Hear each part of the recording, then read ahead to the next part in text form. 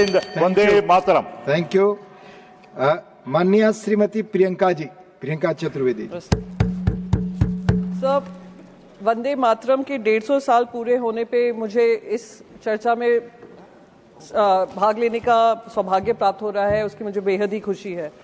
पर उससे ज्यादा खुशी मुझे इस बात की है कि जब हम इस चर्चा को सुन रहे थे, जो सही 150 साल का वंदे मातरम का इतिहास है देश की जनता के सामने पहुंचा है, जब विपक्ष ने पूरे इतिहास की सही क्रोनोलॉजी जनता के सामने रखी है।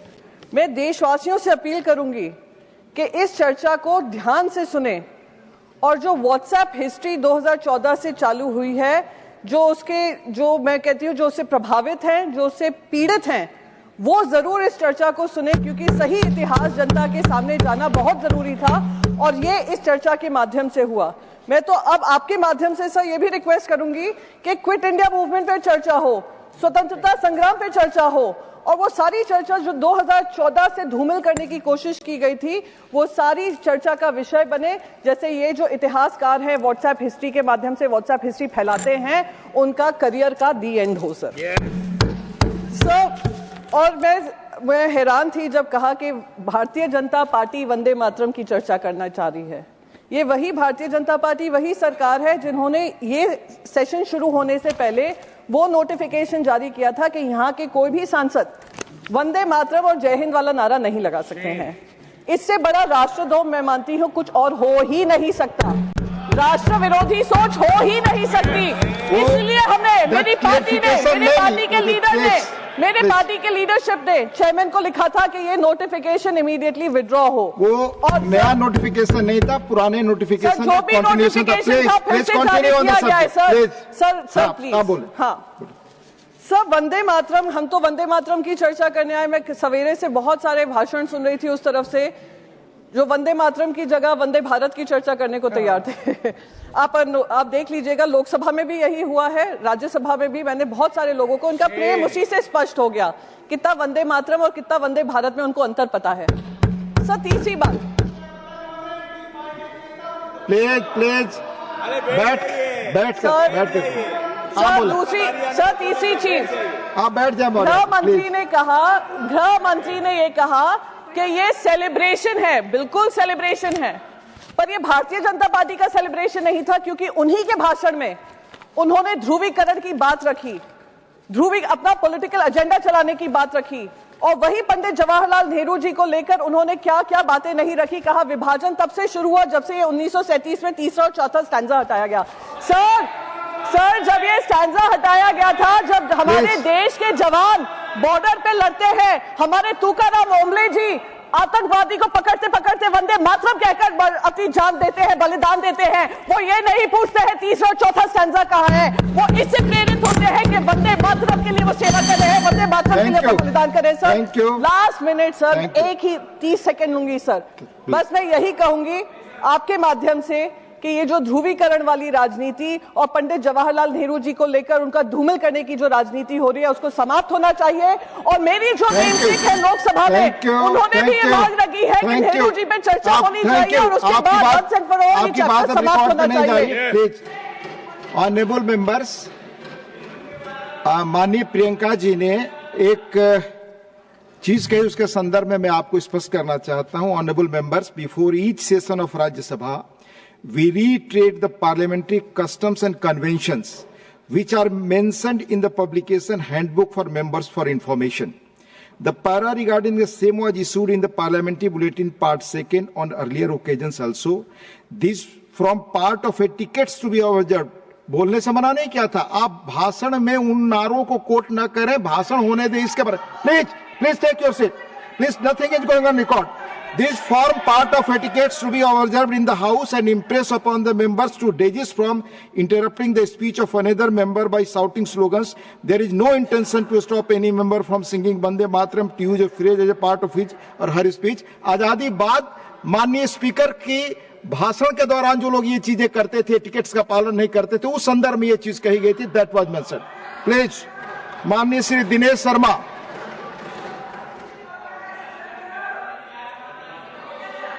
सभापति महोदय, प्लीज आप बैठकर कमेंट ना करें। सिचुएशन आपका आभार कि आपने मुझे अवसर क्लियर दिया। कर दिया हमने, प्लीज। और एक आभार, आपने बहुत बड़े गैर तथ्यात्मक विषय को आपने स्पष्ट किया कि जो आदेश है वो पिछला कांग्रेस के समय से चला आ रही परिपाटी है। मान्यवर, आज हम इस लोकतंत्र के मंदिर में वंदे मातरम के 150 गौरवशाली वर्षों का उत्सव मना रहे हैं। तब हम केवल गीत का उत्सव नहीं मना रहे, हम भारत की अनादि आत्मा का आदर और आराधन कर रहे हैं।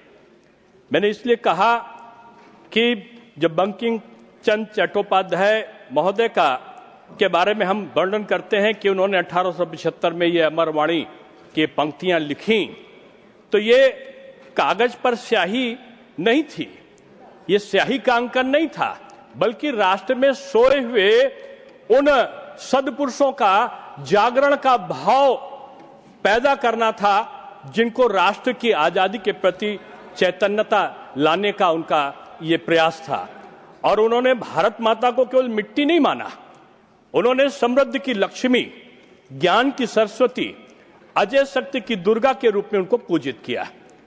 जब गुरुदेव रविन्द्रनाथ टैगोर ने इन शब्दों को स्वर दिया तो ये केवल संगीत नहीं बना, ये स्वदेशी आंदोलन की चिंगारी और क्रांति की धड़कन बन गया। मुझे ताज्जुब है कि इस प्रकार के गैर तथ्यात्मक शब्दों का प्रयोग क्यों किया गया। मैं मानता हूं कि यहां बहुत सकारात्मक, अधिकांश सकारात्मक तथ्य सहित प्रस्तुतिकरण हुआ और कुछ नकारात्मक तथ्य रहित भी प्रस्तुतिकरण हुए।